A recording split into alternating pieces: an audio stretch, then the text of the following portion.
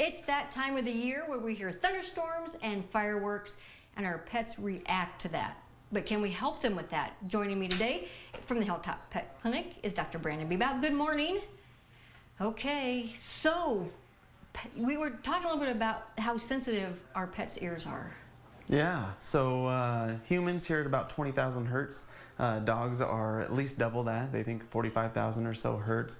And so they're just more sensitive to sound. And obviously here in Nebraska we can have some violent thunderstorms, and obviously the end of June up to the 4th of July we're going to have quite a bit of fireworks. So. Okay, so when we talk fireworks, what can you do for our pets, and how soon should we get our pets in so they can, maybe you can help them? Excellent question. So we know that even with thunderstorms and fireworks, we want to beat the stimuli, and so we want to get those medications on, and we have a plethora of those that we use, and so we want to get those on at least an hour before the incident that's going to take place, and so we have a lot of folks come in, springtime as we start seeing our thunderstorms coming in for medications, and then of course middle of June before we get that okay to start buying fireworks, because they'll be going on nightly, of course, and then getting the timing right. Obviously we know fireworks mostly done during the evening, and so we want to beat that period of time by an hour. Is there any side effects to the medicine?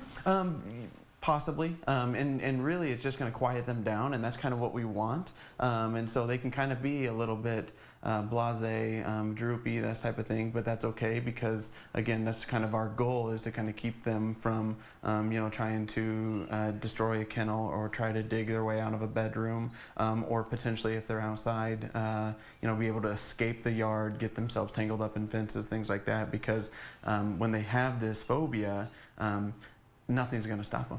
Okay, what can we do at home then? So we find a favored location, a place that they like to seek out. Dogs specifically are den animals, and so they prefer an area. We like dark room, black out the curtains, those type of things. White noise. There's a company called Pet Acoustics. They have some soundtracks that they can use that has been proven through some studies that can help ameliorate some of those signs. And then favorite toys, games, rawhides for them to chew on. Some of the things that they think are as far as positive.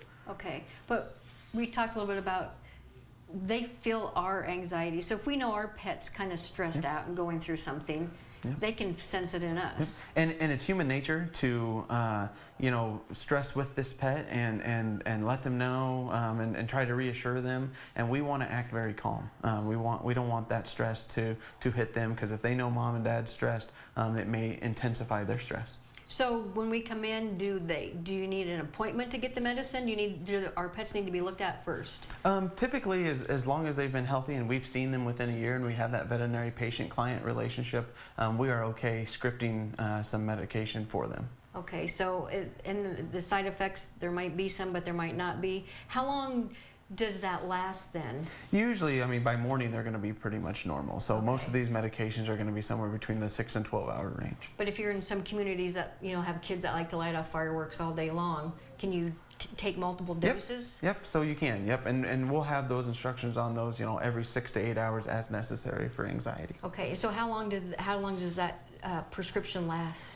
We usually typically fill as much as we need to get through the fireworks season, and if they have thunderstorm phobia as well, we'll do the same as that. Okay, so but anybody has any questions, they can just give you guys a call. Absolutely. Okay, thank you, Dr. Brandon.